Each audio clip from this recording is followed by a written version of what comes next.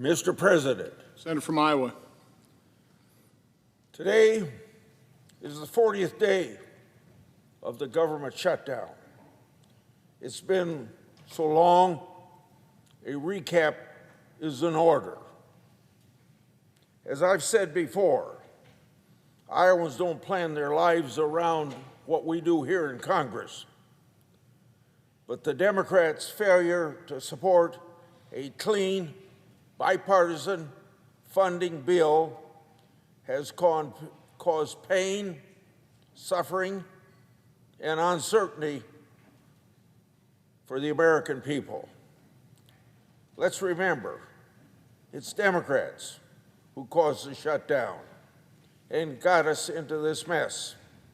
All but 3 Democrats have repeatedly voted against a clean, continuing resolution to fund government, agencies, and programs. Even at the Biden era levels, they won't even support funding that their Democrats have voted for and supported for the last 4 years prior to Trump's reelection. All we need is 5 more Democrats. There are not any partisan policy priorities from either side. That's why we call it a clean government funding resolution. Republicans, by supporting this continuing resolution, have sought to put partisan politics aside to keep the government open for the American people, while the Appropriations Committee members hash out full-year appropriation bills under what we call regular order. Now, obviously, for the last 40 days, the taxpayers of this country and every citizen see daily demonstrated Democrats have had other plans other than just a clean funding resolution. They have not put their policy priorities to the side. They've taken the American people hostage by refusing to vote for a government funding unless it includes their partisan priorities. Top of their list is extension of the Biden-era COVID subsidy for Obamacare. Now understand, what we're talking about was instituted because we had a COVID shutdown of government and people were hurt because the government decided in early 2020, at the beginning of the COVID pandemic, that 22 million people should be put in the unemployment rolls. That's what happens when government shuts down the economy. So, this is a subsidy Democrats decided to sunset at the end of this year. Now the Democrats shut down the government to continue what was meant to be a temporary program. And something we learn from the word temporary program or temporary taxes is everybody soon decides temporary becomes permanent.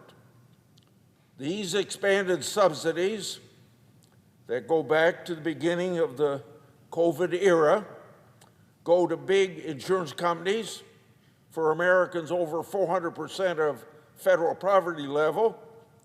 Now, can you believe it? What I mean when I say over 400% poverty level, that could include people making over $600,000 a year. I want to make clear, this expiration is only about the expanded temporary COVID subsidies. So everybody else that depends upon the subsidy for Obamacare, I want to make very clear to them that the premium subsides for individuals and families under 400% of the federal poverty level that existed prior to COVID are permanent law, and those people will not be affected because that permanent law is not being changed by anything that we're debating here today. Permanent law, no change for those under 400% of poverty. Now, Mr. President, writing health care policy is our job, meaning the senators' jobs and House of Representatives' job. However, every one of us in this body knew that this deadline that we're talking about was approaching, and we had already made plans to address the policy issues later in the year. Yet, as we find out now for the last 40 days, that timeline was not satisfactory to the Democrats. I've been in the elected office a long time, and taking government hostage and shutting it down is always a losing proposition. It costs money to shut the government down. It costs money to open the government up, and we find out little is accomplished. In the process, government's supposed to be service to the American people, and when there's 700,000 federal employees sitting at home, probably going to be paid because they always have been paid, they can't serve the American people, and the government is not doing its job. So in my view, this shutdown was doomed from the start. But Democrats marched forward anyway, following their leaders into the mess that we now have had for the last 40 days. On day 38, now 2 days ago, so 38 days after government shut down, Leader Schumer came to the Senate floor and unveiled his big plan. On day 38, he came with the Democrats' first plan, get the American people out of this government shutdown. Now, why would he wait 38 days? Why would he wait? If you were serious about a bipartisan solution to lower the cost of health care for the American people, I don't believe you would sit idle for 38 days before making an offer. I've shared the pain the shutdown has inflicted upon Iowans, but it bears repeating. I have families calling my office, asking where they can get food. Our food banks are overrun as Thanksgiving is just a few weeks away. Now, I want to give you an example that was reported by the person behind this constituent in the checkout line.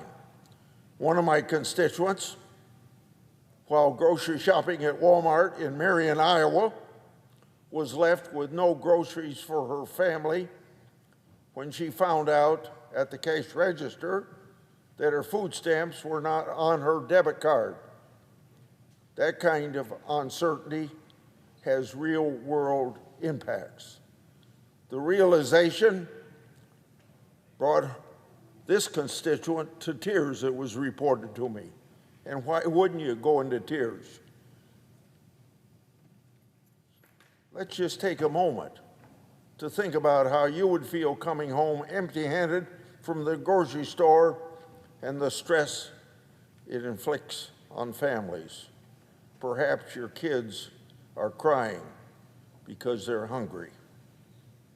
Young farmers can't get their loan money from the Department of Agriculture during this government shutdown, and these young farmers are already in an ag economy that's underwater. How are they going to keep their business going? And then I don't know what percentage of the American public flies every day, but it's significant that flights are being canceled left and right because air traffic controllers aren't being paid. That means people who are trying to get to a sick family member or attend a sister's wedding may not make it on time.